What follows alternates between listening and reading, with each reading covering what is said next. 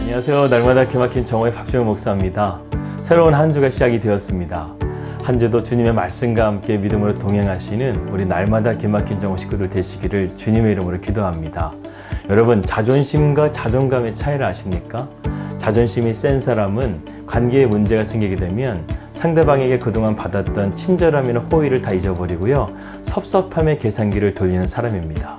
그런데 그 계산기는요, 정확하게 계산하는 것이 아니라 항상 곱하기를 더하는 계산을 하기 때문에 관계가 어려워지는 것을 우리가 보게 되죠. 반면에 자존감이 높은 사람은 관계에 문제가 생기게 되면 우선 먼저 상대방에게 그동안 받았던 호의나 친절함을 먼저 생각하게 된다고 합니다. 예전에 그 사람이 나한테 이런 도움을 줬었지, 그 사람은 나에게 참 고마운 사람이었지, 이것을 먼저 생각한다는 거예요. 이렇게 자존감이 높은 사람은요, 그래서 고마움의 계산기를 두드리는 사람이라고 합니다. 그래서 하나님께서는요, 우리에게 미래는 알 수 없지만 과거는 기억나게 하시는 이유가 바로 이런 의미로 쓰게 하기 위해서 주시는 것이 아닌가 하는 생각이 듭니다. 과거의 상처나 아픔으로 우리가 힘겨워하는 것이 아니라 그것을 통해서 자신을 돌아보고 성장의 발판으로 삼을 수 있도록 우리에게 주신 것이 아닌가 하는 생각이 들어요. 그런데 여러분, 이 자존심과 자존감의 계산법이 왜 다른 것일까요?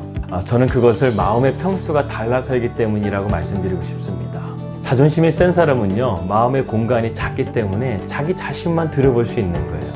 그런데 반면에 자존감이 넓은 사람은요, 마음의 평수가 엄청 넓습니다. 그 공간 안에 몇 명이 들어와도요, 여유가 있다는 거예요. 그래서 나보다 약한 사람, 나보다 부족한 사람을 끌어안고요, 더불어 함께 살아가는 삶을 추구할 수 있다는 것입니다.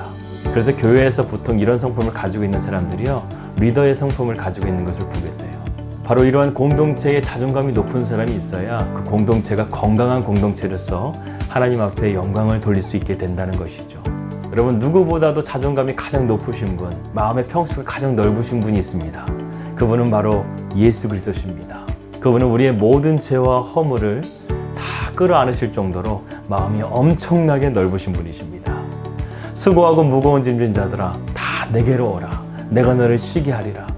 여러분, 예수 그리스도 안에 참된 평안이 있습니다. 우리가 그 주님을 정말 나의 주님으로 믿을 수 있고 믿음의 주여 온전케 하시는 예수로 우리가 바라볼 수 있다고 한다면 그분께서는 우리의 자존감을 높여주시고 우리의 마음 가운데 진정한 샬롬이 임할 수 있도록 인도해 주실 것을 믿습니다. 한 주도 그러한 주님의 샬롬이 여러분들과 함께 할 수 있기를 주님의 이름으로 기도합니다. 2020년 5월 18일 날마다 기막힌 정오 시작합니다.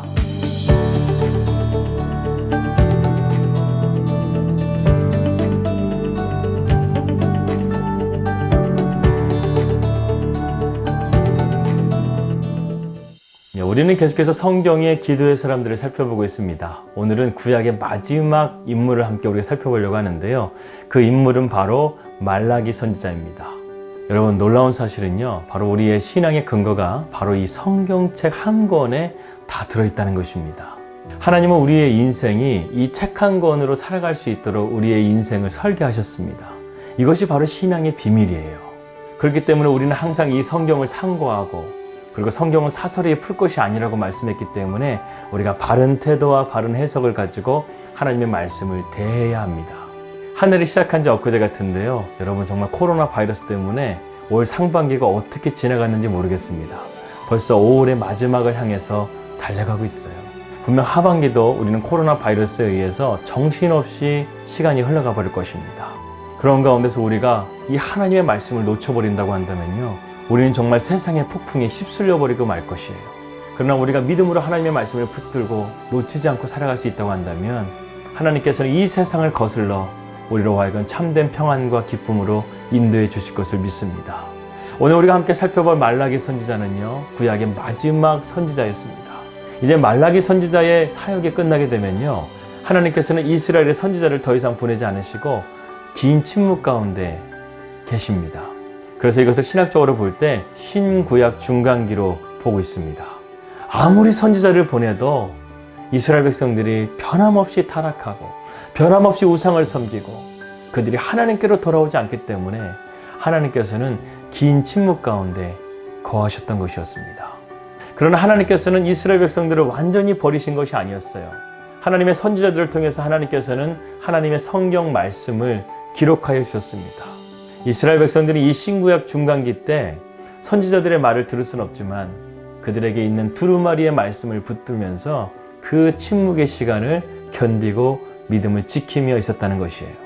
그렇다고 한다면 신구약 중간기에 들어가기 앞서서 이스라엘 백성들이 어떤 모습이었는지 우리가 한번 살펴볼 필요가 있습니다.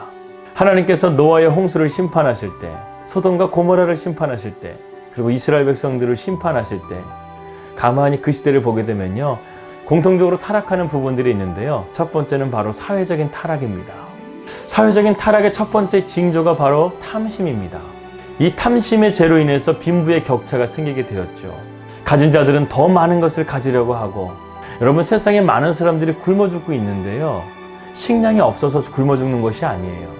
가진 자들이 너무나 많이 갖고 있기 때문에 그들이 굶어 죽고 있는 것입니다. 그 다음으로 일어나는 타락이 바로 정욕의 죄입니다. 바로 성적인 타락이죠. 여러분 마찬가지로 가진 자들에게 다가오는 유혹이 바로 정욕입니다. 그래서 자기 자신의 정욕을 채우기 위해서 성적인 타락의 길로 걸어가게 되죠. 그래서 불륜을 저지르기도 하고 간음하기도 하고 외도를 하기도 하고 엠번방과 같이 그런 어린이를 성적으로 학대하게 되는 그러한 모습들을 우리가 보게 되는 것이죠. 바로 이런 성적인 타락에 의해서 나타나는 결과들인 것입니다. 여러분 이처럼 죄의 욕망은요, 만족함이 없습니다. 아무리 채워도 채워지지 않는 그런 욕망 속에서요, 비참하게 살아가는 인생이 될 뿐이에요. 두 번째로 종교적인 타락입니다. 오늘날의 종교의 타락은요, 제가 굳이 말씀드리지 않아도 여러분들 잘 아실 것입니다. 이러한 현상이 나타나게 된 가장 주요한 원인은요, 바로 교회의 세속화에 있습니다.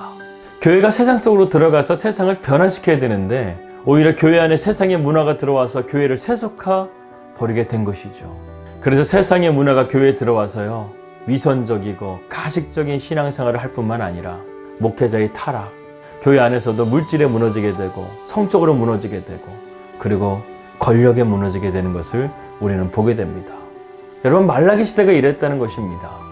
만군의 여호와가 이르노라, 너희가 내 제단 위에 헛되이 불사르지 못하게 하기 위하여 너희 중에 성전문을 닫을 자가 있었으면 좋겠도다. 내가 너희를 기뻐하지 아니하며 너희가 손으로 드리는 것을 받지도 아니하리라. 여러분 하나님께서 얼마나 이스라엘 백성들이 타락했으면요, 성전문을 닫을 자를 찾고 계십니다. 내가 너희들의 예배를 받지 않겠다는 거예요. 여러분 오늘날 우리가 이러한 것을 경험하지 않았습니까? 코로나 사태로 인해서요, 우리는 교회의 문을 닫아야만 했습니다. 단순하게 이 코로나 때문에 그런 것일까요?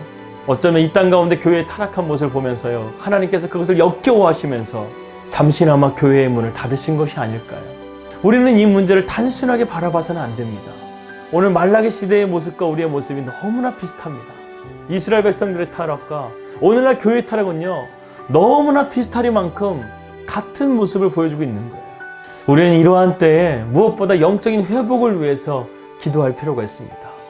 그래서 말라기 선지자는요, 이스라엘 백성들에게 한 가지의 기도의 제목을 촉구하고 있습니다. 그 기도 제목은 무엇이냐면 오늘 본문 말씀에 나와 있는 2장 4절의 말씀입니다. 만군의 여호와가 이르노라, 내가 이 명령을 너희에게 내린 것은 레위와 세운 나의 언약이 항상 있게 하려 함인 줄 너희가 알리라. 여러분 여기서 말라기가 무엇을 위해서 하나님의 언약을 견고하게 세워가라 이렇게 말씀하고 있는 것입니까? 2장 5절의 말씀에 그 답이 나와 있습니다. 레위와 세운 나의 언약은 생명과 평강의 언약이라. 내가 이것을 그에게 준 것은 그로 경외하게 하려 함이라. 그가 나를 경외하고 내 이름을 두려워하였으며 내가 이제 너희들에게 더 이상 선지자를 보내지 않을 것이다. 그러나 내가 너희에게 세운 언약은 변함이 없을 거라는 거예요.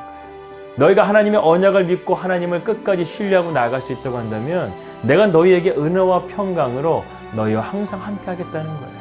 이제는 제발 너희가 나와의 이 언약을 붙들며 살라는 거예요. 여러분 이 언약에 생명과 평강이 있다고 말하고 있습니다. 이것은 다시 말하면요, 복음을 말하는 거예요. 우리가 예수 그리스도를 믿음을 통해서 우리에게 받는 것이 무엇입니까? 바로 생명과 구원이에요. 이로 인해서 우리는 화평을 누리고 평강 가운데 거하게 되는 것입니다. 그렇다고 한다면 말라기가 하나님의 언약을 말했던 의미가 무엇일까요? 바로 하나님과의 관계를 아름답게 다시금 세워가야 된다는 것입니다. 예수 그리스도의 관계를 다시 한번 아름답게 세워가라는 것입니다. 그래야 이 혼란한 시대 가운데, 이 영적으로 타락한 시대 가운데 너희에게 생명이 있을 것이고 너희에게 평강이 있을 것이라는 것을 말라기 선지자는 지금 말하고 있는 거예요.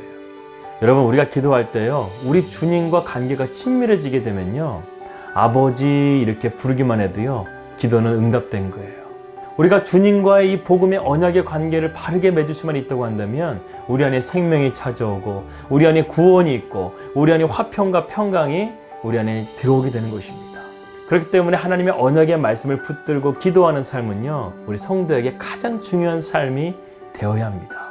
그럴 때 우리의 삶에 하나님의 전능하신 손이 우리와 함께 하심을 통해서 우리의 삶이 그러한 참된 은혜와 평강으로 나아갈 줄 믿습니다. 그런데 여러분, 이러한 삶을 살아갈 때 하나님께서 우리에게 덤으로 주시는 축복이 하나 더 있다고 말라기 선지자는 말하고 있습니다. 그것은 바로 무엇이냐면 바로 치유의 능력이에요. 말라기 4장 2절 말씀에 이런 말씀이 있습니다. 내 이름을 경외하는 너희에게는 공의로운 해가 떠올라서 치료하는 광선을 비추리니 너희가 나가서 외양간에서 나온 송아지같이 뛰리라. 여러분, 여기서 하나님의 공의로운 해가 뜨게 되면요, 이거 보통 일이 아닙니다.